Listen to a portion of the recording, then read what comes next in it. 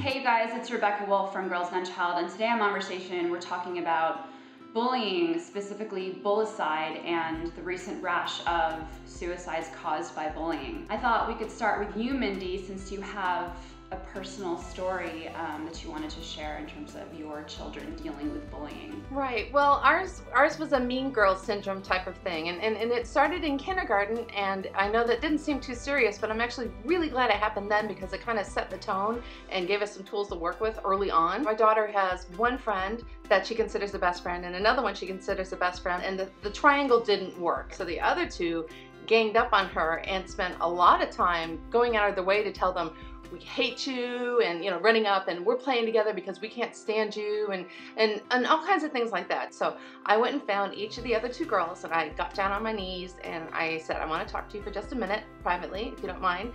And I said, I understand that you and Daphne are having some trouble. I just want to tell you, you don't have to like her, you don't have to play with her, but you may not bully her, you may not be mean.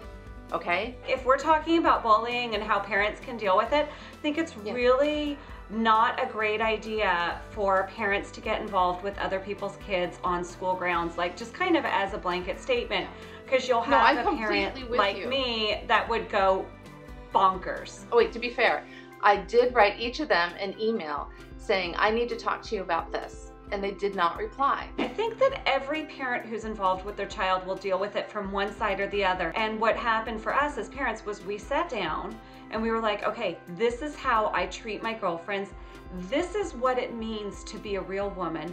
This is how we behave. And everything outside of that is totally unacceptable with some really severe consequences. It is absolutely my responsibility to raise a good kid. If you can't raise a kind girl, then you've absolutely failed as a mother. And I loved what you said, Jessica, about kindness. I tell Archer every day, the most important thing you can be in the whole world, no matter what, is kind to everybody. And my number two is I encourage his own self-love instead of just showering him with love all the time. I encourage him to love himself for who he is. We had a situation last year where he picked out purple shoes to wear to school. And I was like, awesome, purple shoes. He came to school all excited, I picked him up and I was like, so did everyone love your purple shoes? And he's like, nope, everyone hated my purple shoes. They said purple was the girl's color.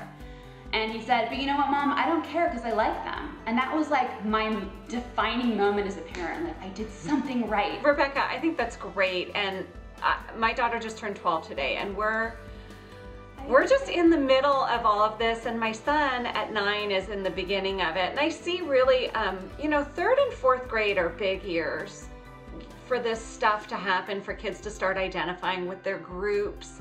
And of course, in order to belong to a group, somebody has to be excluded from it. And I'm not saying it's right, that's just life. So we're turning it over to you guys now. How are you dealing with bullying in your household, in your school, in your community? What are you doing to raise more confident children?